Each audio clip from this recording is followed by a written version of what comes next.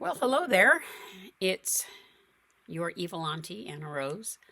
Um, I know it's been a while since my last video, but with things that have been going on in the past week or so, it's very much time to get something up. And so here's what this is going to be.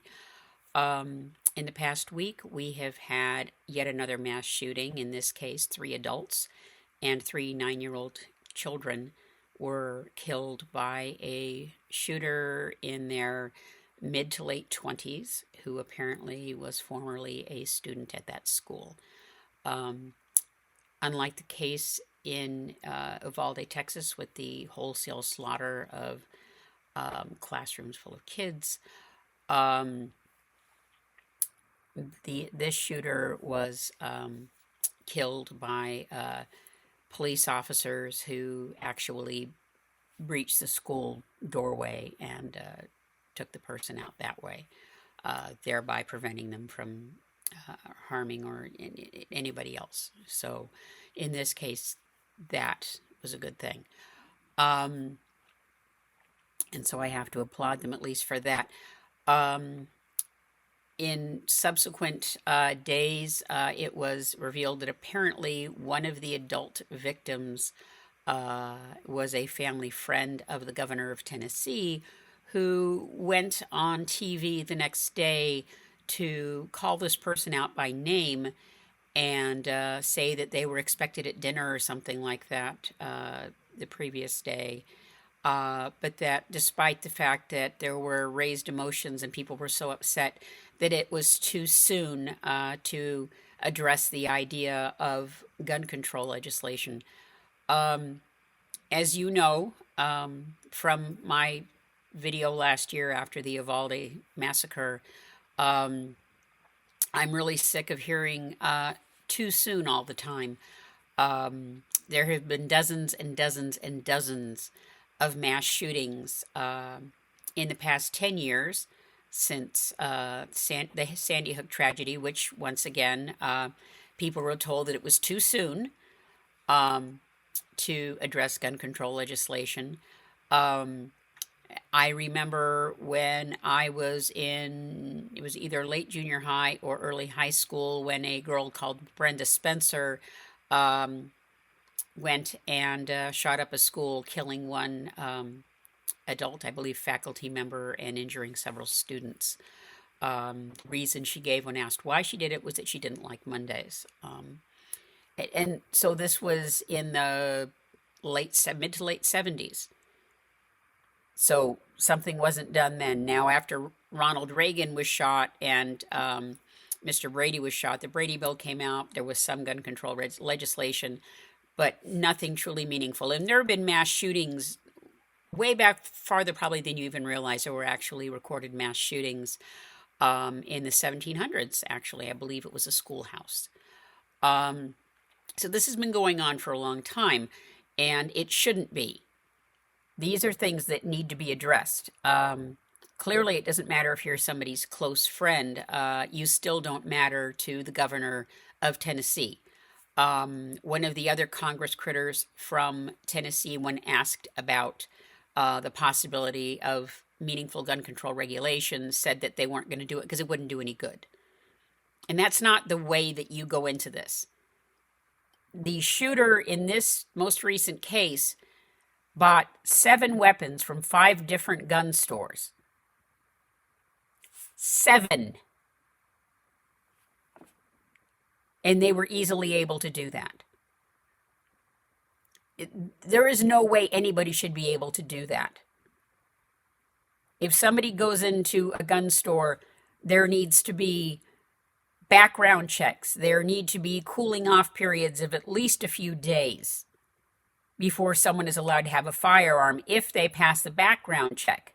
And quite frankly, there should be a system in place where if someone is going to several places and they're buying more guns, there should be a flag that goes up that says, this is somebody we need to look into. It cannot be that difficult to make that happen. And we need to hold gun sellers liable for the consequences of their sales of guns to people who clearly shouldn't have them. It's bad enough that you can get a rifle, you can get a long gun, you can get a pistol pretty much at the drop of a hat. There's no reason people should have, semi-automatic and automatic weapons. I mean, deer aren't going to be shooting back. Deer aren't wearing fucking Teflon. You really have to look at this and you have to deal with it intelligently. And I'm not seeing that happening. I just keep hearing these people saying that it's too soon. We can't address it. So why don't we address a gun control bill and call it something like the Sandy Hook Gun Control Act? So it's not about, the 50 odd people who were shot and killed a couple of years ago in Vegas, because clearly it's too soon for that. Or the poor kids in Uvalde who were shot and killed, because obviously it's way too soon for that. And now we have, 3 adults and 3 kids who've been shot and killed. Too soon for them. And those aren't the only shootings that have happened in those times. There have been multiple over and over again shootings. When does the point come when people say we have fucking had enough? We keep reelecting these assholes who don't do the job we need them to do. And that's not right. When are we going to force them to do what they need to do to protect people? Clearly they don't care about their friends. I'd hate to think of somebody's family being killed, but would it require something like that? I mean, this is a horrible thing to even consider. I mean, can you imagine, you're related, like we'll say you're related to the governor, and the governor's cousin is shot and killed. And then the governor says, "Oh no, it's too soon. We can't deal with this." And you're a family member, and you've had, your cousin, your son, your daughter, that governor's relative who is now dead because of stubborn inaction. What do you do? We can't take the law into our own hands. We can't go and take guns and say, you guys are going to do what we want you to do, because was the bullshit that happened on January 6th. When our country's capital was invaded by insurrectionists, just ginned on by Donald Trump, because he wasn't happy with the fact that he lost the election in 2020. We can't let it happen.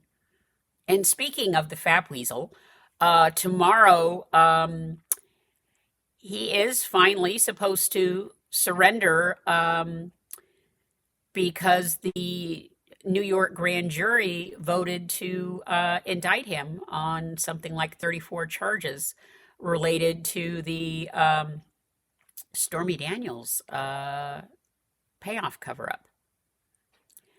Now, what's funny is you can see some old Fox News shows where Rudy Giuliani is there, and he is explaining exactly what happened, about how the money was sent from person to person, and using the term funneled to describe what was going on. You don't use the word funneled in any legal way unless you're in the kitchen or you're pouring oil into your car. It's clearly, and having seen a clip of that, Rudy looked fucking gleeful as he explained how this all worked and how it was. I mean, it's, the pussy grabber getting away with shit again, and it shouldn't be allowed to happen.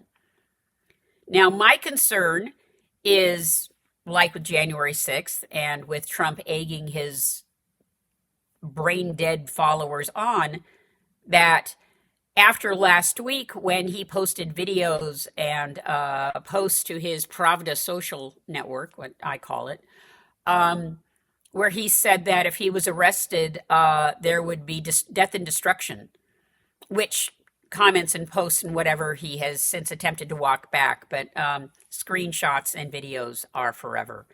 And so that's there.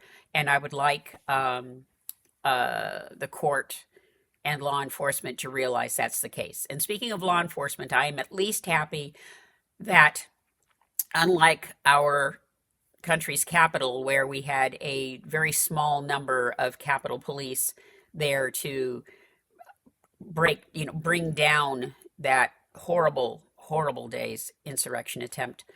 Um, there are over 100,000 New York police officers who will be able to hopefully keep things at a safe remove.